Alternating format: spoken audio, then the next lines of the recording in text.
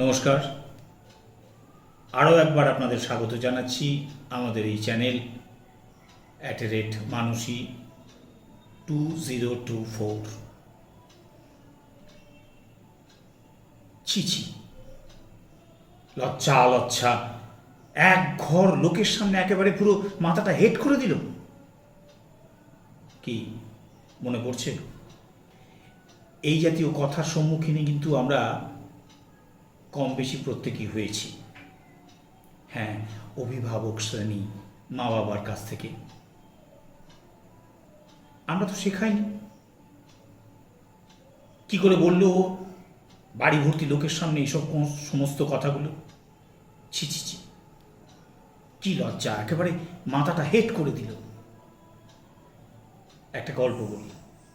এই গল্পটা বললে হয়তো আপনারা প্রত্যেকেই বুঝতে পারবেন, মানে অভিভাবক মা বাবা তারা বুঝতে পারবেন যে কি কারণে বা কি জন্য সেই ছোট ছোট বাচ্চাগুলো এক ঘর লোকের সামনে অনেক না বলা কথাগুলো হঠাৎ করে বলে ফেলে। একটা নীতিবাক্যের কথা, মানে গল্প। একটি মোরগ আর একটি কুকুরছানা গৃহস্থের ওই বাড়িতে, মানে বাগান বাড়িতে তারা পাহারাদার হিসেবে ছিল। তাদের মধ্যে খুব ভালো বন্ধুত্ব তৈরি হয় মোরগ এবং ওই কুকুরছানাটির মধ্যে, এবং তাদের কাজে এতটাই সন্তুষ্ট ছিল সেই গৃহস্বামী, তার প্রতিফলন ঘটত তার ভালোবাসার মধ্যে দিয়ে। এহেন মোরগ এবং কুকুর তারা ঠিক করলো যে তারা ওই তাদের সেই পরিধির মধ্যে যে সকল জন্তু জানোয়ার আছে তাদের জীবনযাত্রা তো তারা মোটামুটি দেখেছে, অনেকটাই সেগুলো আবার সেই মালিকের দ্বারা তৈরি। প্রকৃত জীবনযাত্রা প্রত্যেকটি পশু পাখির যদি দেখা যায় তাহলে তাদের বেরোতে হবে। যেমন ভাবা তেমনি কাজ। মোরগটি কুকুরছানার পিঠে চড়ে বেড়াতে বেরোলো, মানে জানতে বেরোলো বিভিন্ন পশু পাখির জীবনযাত্রার প্রণালীর সম্বন্ধে। তারা দেখতে পেল যে রাস্তায় বেশ কিছু কুকুর একটি গরুকে তাড়া করেছে। না, গরুকে তারা কামড়াচ্ছে না, মানে তাদের এই গরুকে তাড়া করার পিছনে একটা আনন্দ কাজ করছে। তারা দেখল যে বাঁদর সে এক গাছ থেকে আরেক গাছে লাফ দিচ্ছে এবং গাছের ডালপালা ঝাঁকিয়ে দাঁত খিঁচিয়ে মানুষকে ভয় দেখাচ্ছে, মানে আনন্দ পাচ্ছে। এবং সেই ভয় দেখানোর অছিলায় তারা কিন্তু গাছের ফল পেরেও খেয়ে নিচ্ছে। তারা দেখল যে পিঁপড়ের দল একেবারে সারি বেঁধে পর একতাভাবে একত্রেই তারা খাবার সংগ্রহ করে নিয়ে যাচ্ছে ভবিষ্যতের জন্যে। সমস্ত কিছু দেখতে দেখতে সন্ধে হয়ে আসলো। তারা একেবারে গ্রামের শেষ প্রান্তে একটি জঙ্গলের শুরু, সেইখানে উপস্থিত হলো। একটি বিশাল বট গাছের নিচে দাঁড়িয়ে মোরগ কুকুরছানাকে বলল যে আজকের রাতটা আমরা এখানেই কাটিয়ে দিই। আমি গাছের ডালে উঠে বিশ্রাম নিই, তুমি ওই নিচে যেরকম কুকুর করে একটু মাটি টাটি সরিয়ে টরিয়ে দিয়ে সেখানে একটা গুটলি পাখি এসে শোয়, সেরকম তুমি একটা ব্যবস্থা করে নাও।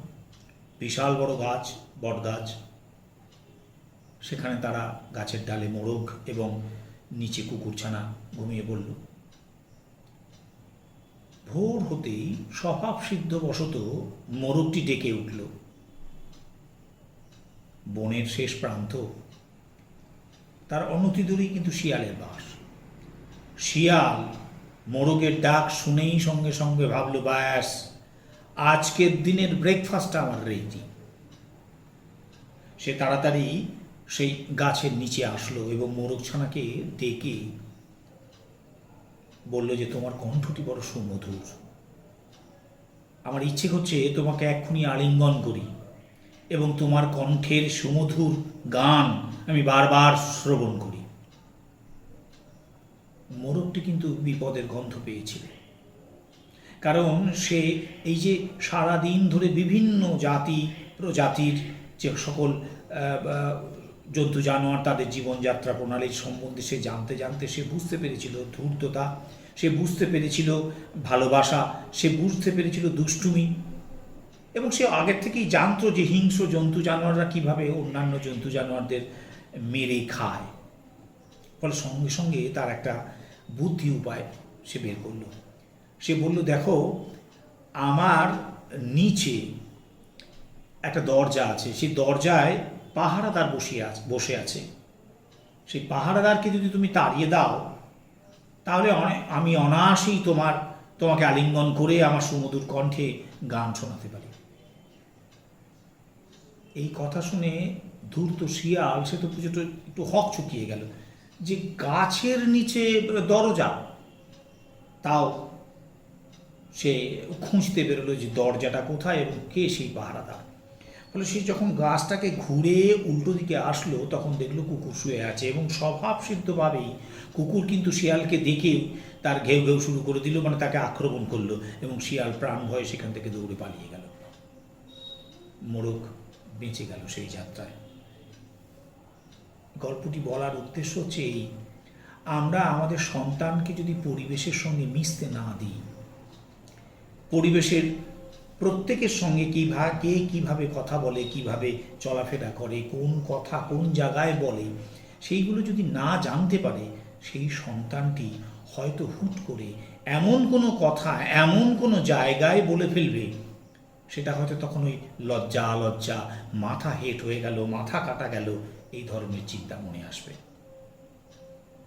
আশা করি আপনাদেরকে আমি এটা পরিষ্কারভাবে বোঝাতে সক্ষম হচ্ছি। ভালো লাগলে পাশে থাকবেন, ভালো থাকবেন, শুধু শরীর নয় মনেরও যত্ন দেবেন, এবং আমাদের এই চ্যানেলকে সাবস্ক্রাইব এবং লাইক করে আমাদের উৎসাহ বৃদ্ধি করবেন। নমস্কার।